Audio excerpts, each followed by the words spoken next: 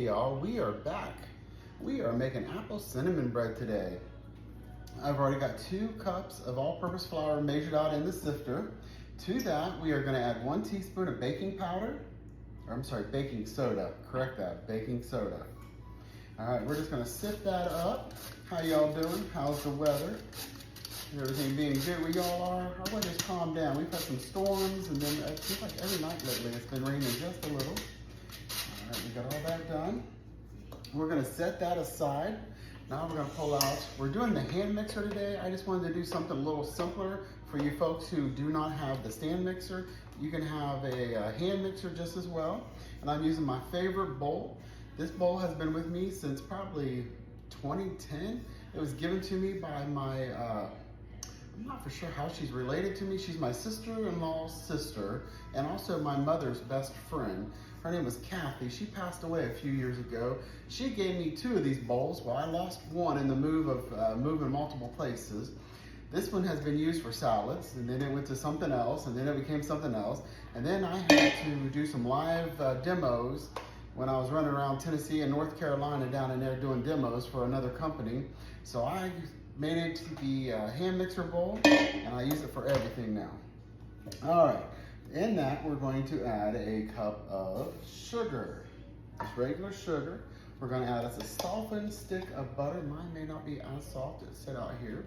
All righty, get that in there, get this butter out there. We don't leave any butter behind now. We need that butter. You know, you gotta have the butter in the South. You in the South, you gotta have the butter. I'm not in the South right now, but still, gotta have the butter. All right, got that going. And to that, we're going to add 1 egg. 1 egg from our little local gas station. 99 cents for a dozen eggs. You can't beat that. I gotta move this around. Y'all know I'm left-handed. All right, we're gonna cream that together real good. See, I like this bowl here. It actually may have been a mixer bowl at one point in time. I don't know what it really was for. I used it for salads for a long time, and then converted to something else, and then something else, and then when I got this, it became this. It became the bowl for the hand mixer here. And then I stored the hand mixer in it, and it just tucks it away really nice and neat, and I need cabinet space. I'm always needing cabinet space, let me tell you. Right there. Now to that, we are going to add us a teaspoon. I'm using vanilla paste. You can use regular vanilla if you like. I just like the little flakes this puts in there. I just like the richness of this a little bit better. Right. And to that, we're going to add 1 cup of buttermilk. Make sure it's buttermilk. Now I'm gonna tell y'all, this is actual buttermilk. The grocery delivery just came early this morning, so it's fresh from the delivery. If you do not have buttermilk, you do not have to buy buttermilk. Take your regular vitamin D, 2%, 1%, whatever kind of milk you use. It has to be one of those. I don't think it can be anything below 1%. And take a teaspoon or a tablespoon of vinegar and stick it in there and let it sit, and it makes you buttermilk. That's just a little secret, so you don't have to go buy something if you don't have it, if you don't want to use it. I buy buttermilk all the time because I also make biscuits with it, so I always have it on hand. My left hand, my right hand doesn't make the fault area. How's that looking there? Looking good, I think. You don't see that? I'm standing back far enough where y'all can see it. We're still working on our lighting a little bit, and then we're getting ready to change over to a different microphone system here. These headphones, I don't think they're ear pods, whatever you call these things in my ears. I don't think they're working as good as I thought they were. So we're gonna switch some things out here, and hopefully y'all can hear me a little bit better and see better now. All right, to that, we're going to go ahead and add our flour and our baking soda. Just add that right in there. Now, I think this recipe is pretty simple. It is real easy to make, simple ingredients.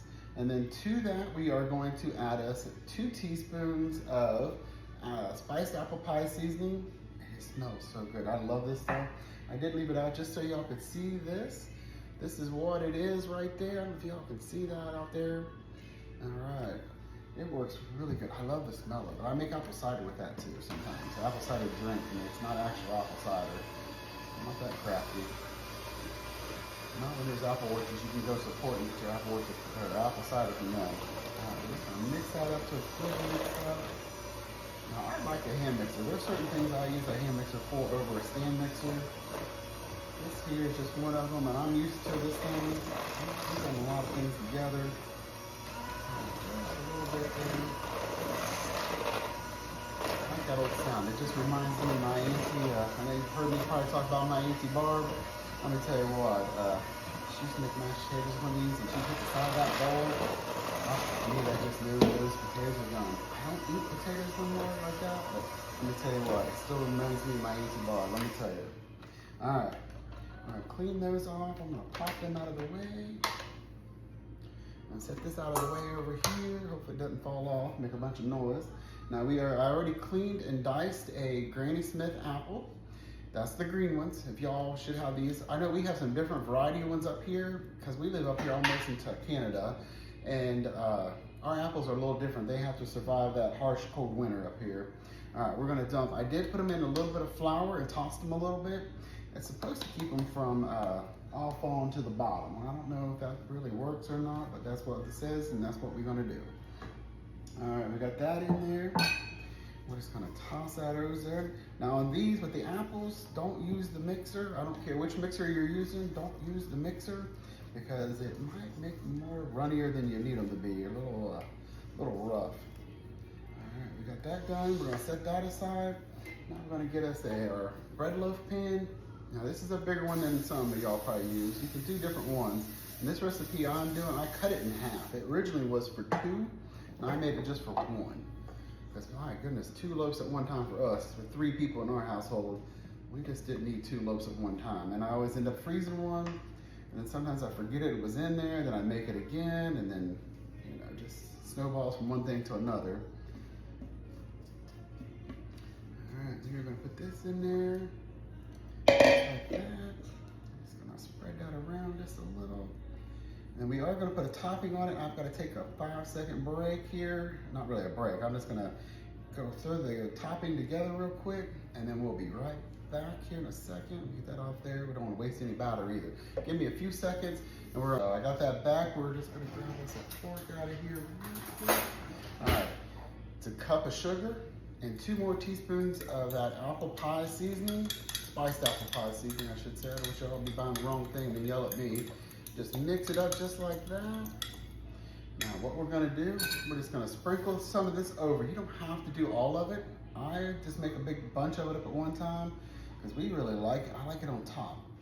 Now there's 2 different ways. I'm doing it the simple way today just to keep this short and sweet and simple for y'all so you don't have to stress about making this.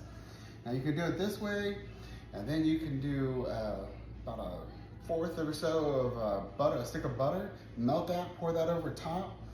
My good friend Dennis up in the Weirs Valley, he loves it when I put the extra butter on his. He always tells me, if you're gonna make that for me, you put some of that extra butter on there. I'll save the rest of this, put it in a jar, and then we will use it for coffee or something else. So right there, just put that topping on there just like that. Now it's gonna go in a 350 preheated oven, and it's gonna bake between 50 minutes to 60 minutes. And mine normally takes 60 minutes because my loaf pan is a bigger one, it's a fat one. So we're gonna leave it in there and let it bake.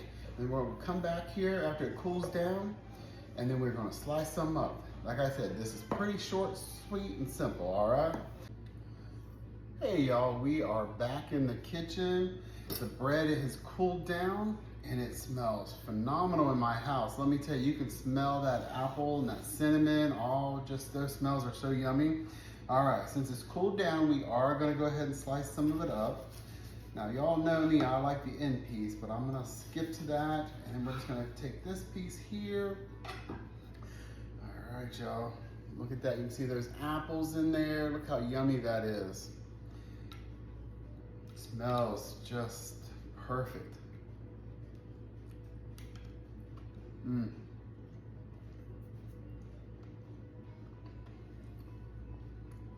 Just like love.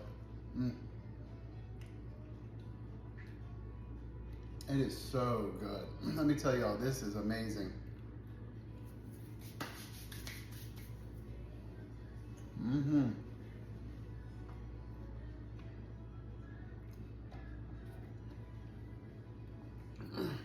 right, y'all, there we are. All righty, let me know if y'all make this and how it turns out, and we'll talk to y'all